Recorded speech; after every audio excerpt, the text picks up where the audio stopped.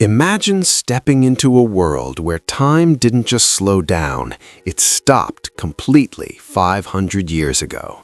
Today, we're exploring a city made of water, stone, and stories. Welcome to Bruges, Belgium. Locals call it Brugge, but to the rest of the world, it is the Venice of the North. It's a medieval masterpiece that feels more like a movie set than a living city. And today, the sun has come out just to show it off. We've just arrived at the Bruges station. Now, you could take a 16-minute bus to the center, but when the sky is this blue, a 22-minute walk is the only way to go. Walking allows you to feel the transition from the modern world into the Middle Ages. As we head toward the heart of the city, we pass the first few street shops. My friend Detlef jokingly calls these tourist traps, but even the storefronts here have a certain charm. We passed a spot called King Kong, a quirky mix of music and drinks, but the real melody of this city is in its architecture. Look closely at these buildings. Most of them were crafted between the years 1000 and 1400. It's no wonder that in the year 2000, UNESCO declared this entire city a World Heritage Site. Bruges was once a titan of trade for the Roman Empire, thanks to its proximity to the North Sea. It was a place where merchants from across the globe met, and that wealth is still visible in every carved stone.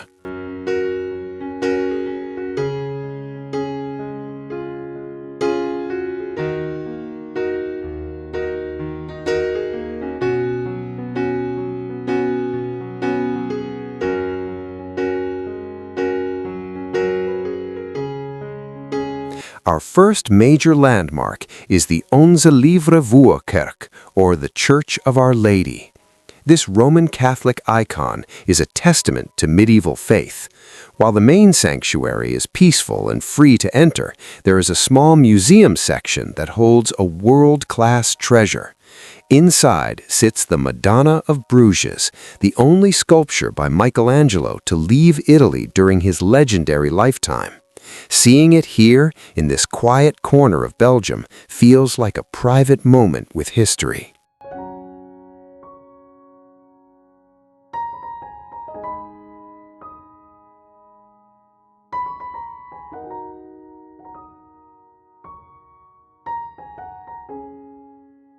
We finally reached the Grote Markt, or Market Square. It is the pulse of Bruges. Towering above us is the 83-meter-tall belfry.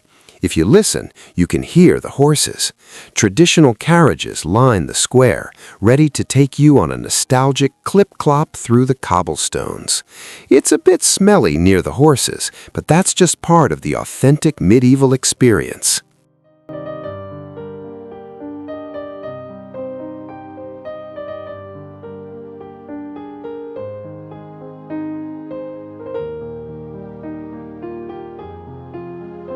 Travel is as much about the taste as the sights.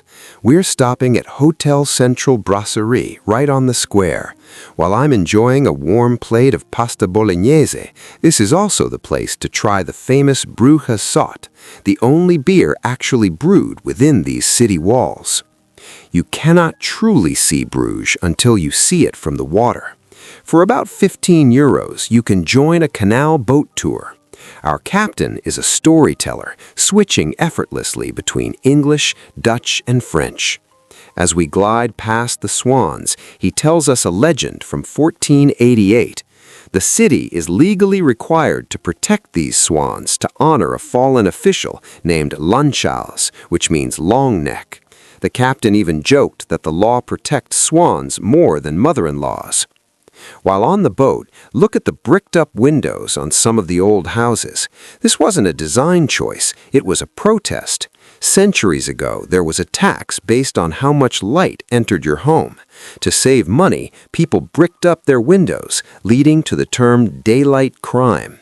It's a reminder that even in a fairy tale city, people had to deal with the taxman. As the golden hour hits the canals and we walk back toward the station, there's a quiet satisfaction in the air. Bruges isn't just a place you visit, it's a place you feel. Thank you so much for walking these old streets with me today. Your presence on this journey makes these memories even more special.